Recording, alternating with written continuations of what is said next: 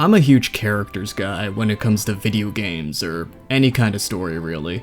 I'm also a huge enthusiast when it comes to building party compositions in RPGs. No joke, I'll fiddle around in the menu screens for like an hour crafting my perfect team. So it should come as no surprise that one of the things I was looking the most forward to with Metaphor ReFantazio was the characters. Not just how much I'd enjoy them throughout the story, but also getting to use them in battle.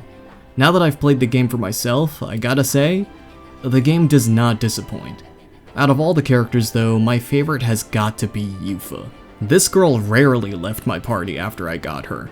So today, I'm gonna give you a breakdown of Eupha's character, as well as how you can get the most out of her in your playthrough.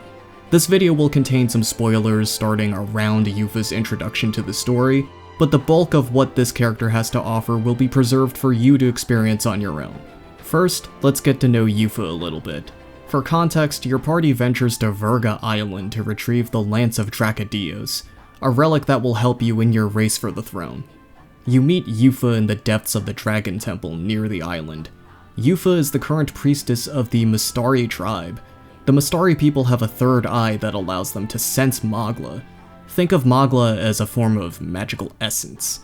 She initially was going to sacrifice herself to quell the dragon god Et, as per tradition. Surprisingly, she's not reluctant at all to sacrifice herself like you'd expect anyone else. If anything, she has a really hard time letting go of this duty when presented with the prospect that she might not even need to die. The people have placed their hope in her, and I'm sure living up to that expectation weighed on her quite a bit. She kinda lived her whole life for this. Ultimately, out of love for her people, she decided not to die as a martyr, but to live on as a savior, and fight. If I cannot save them in death, then I swear, I'll protect them with my life!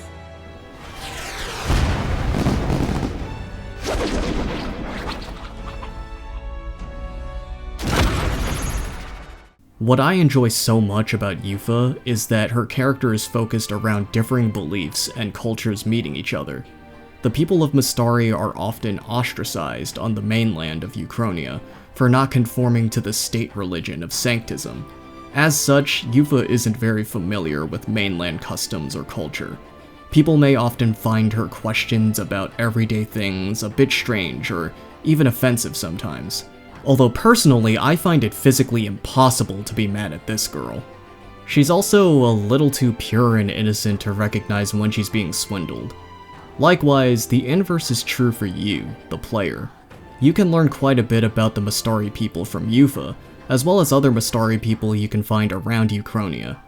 While the Mustari are very different from the rest of Euchronia, they do share something in common. The people in both cultures place the weight of their anxieties on a single individual for salvation. In the Mustari's case, it's the sacrifice of the priestess. Sanctism has their own god and figures to place their fears and worries in. For Euchronia as a whole, they place their hope on a king to guide them. I find Eupha's character arc in particular is probably the most befitting for Metaphor's core message of overcoming anxiety and shaping a world that's better for everyone.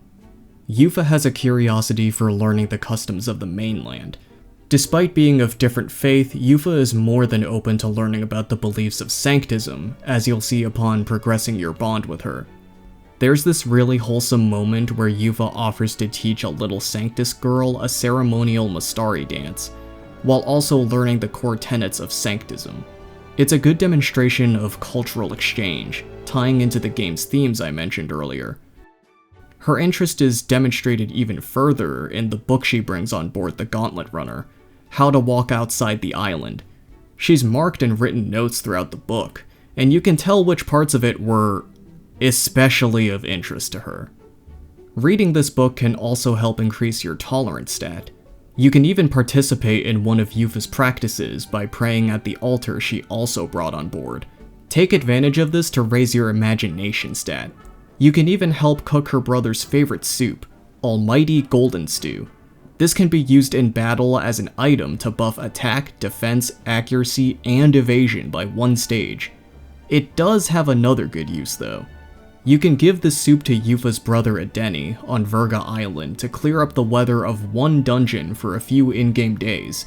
If you forgot to plan ahead for inclement weather effects in battle, this can be a very useful tool in your travels. Be sure to search the pantry every day and check out the shops around Uchronia for the ingredients you'll need. Of course, there's a lot more to see in the world of Metaphor, so be sure to show her around. But before we even do that, we need to actually initiate a bond with her first. Shortly after she joins your party, you should look for Eupha on Virga Island. Before you can forge a bond with her, you'll have to go on a quest to sort of help prove to herself that she's ready to travel beyond her shores. Before you leave, don't forget to talk to the informant at the pub for some useful hints about the enemies you'll face in this trial. You will have to clear a dungeon and fight a boss as well. Come prepared and stack up on items. This trip will take a couple in-game days, so make sure you don't have anything else planned. Once you finish the quest, you will finally start your bond with Eupha, allowing the rest of your party to study the summoner archetype. But wait, she seemed taken aback by that handshake. Apparently a handshake can carry multiple meanings in Mustari culture. What could that other one be? Guess you'll have to nurture your bond with her and find out. Now that you've established a follower bond with her, let's go into how you can utilize her and her archetype, the Summoner. Normally, you'd be required to make a lot of progress in the Seeker and Faker archetypes to study the Summoner. Good thing for us, Eupha just starts with it right out of the gate. The Summoner doesn't learn skills by ranking up like the other archetypes. As the name implies, the Summoner calls upon powerful creatures for their attacks. In order to do that, you'll need to collect talismans. Try to collect as many as you can on your travels. You can find talismans in dungeons, so it might be worth taking on many quests to explore dungeons you wouldn't discover otherwise. These talismans can then be taken to Moor at Academia to obtain vessels, which allow you to summon the beast associated with said vessel. This is universal across all characters, so anyone else you want to study the summoner archetype will have access to the same summons as Eupha. Your summons not only give you good elemental coverage, but also have pretty good secondary effects. For example, Eupha's first available summon, Eagle Lion, not only hits like a truck with wind damage, but also debuffs the enemy's attack by 1 stage. To help give yourself a head start, shortly after Eupha joins your party, there will be an event where you can choose to spend time with her. I'll save you the details of what actually happens so you can experience it for yourself. But if you do choose to spend time with Eupha, you'll receive a weapon she can make use of. Weapons have value outside of melee attacks. This one in particular recovers a small amount of MP every turn in battle. Of course, just one archetype isn't enough to carry a character. One of Metaphor's biggest strengths is how plentiful your options are, so you really ought to play around with a variety of archetypes on every character. There's no one correct path, of course. Consider this just an example of how to fit Eupha into your party composition. Personally, I ran a strength-focused build for my protagonist. Eupha already starts off built for magic, so she balances out my party quite nicely. I like to focus Eupha towards offensive magic. I had her study the mage and seeker lineages. Summons, while powerful, cost quite a bit of MP, so having some good lower cost spells for normal encounters doesn't hurt. Mastering archetypes of the mage lineage will increase your maximum MP, and more MP means more summoning for Eupha. As for the Seeker, let's just say this lineage might help you study even further into the Summoner. Also, the model just looks cool in green, what other reason do you need? Eupha already starts with a pretty good magic stat, but if you want to increase it even further, you can have her study the healer lineage of archetypes. Mastering those will increase your magic stat. And hey, more healing could never hurt. As for who to use alongside her, I suggest having a masked dancer such as Juna. The masked dancer has a synthesis skill that's usable when paired with the summoner, which inflicts a fire weakness. I mean, come on, you should have a fire skill at this point to exploit that, right? It's only the most basic magic element in every RPG. By pairing the summoner with other archetypes, you can get special synthesis skills for even stronger summons. Feel free to try out all sorts of archetypes and experiment. If there is any one thing you should take away from this video, it's that Metaphor ReFantazio has very rich character writing and great gameplay flexibility to suit anyone's playstyle. I've only scratched the surface with this one character. I enjoyed all the characters in this game, and made use of all of them in my playthrough. But out of all the characters in this game, Eupha's obviously the best one.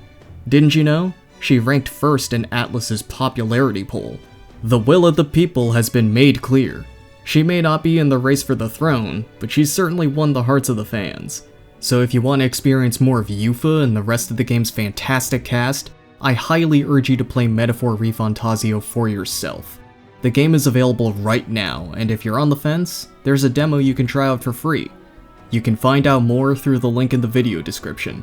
Special thanks to Sega and Atlus for sponsoring this video, and an extra special thanks to all of my channel supporters. Honestly, your support is what makes opportunities like this possible for me. I cannot thank you enough.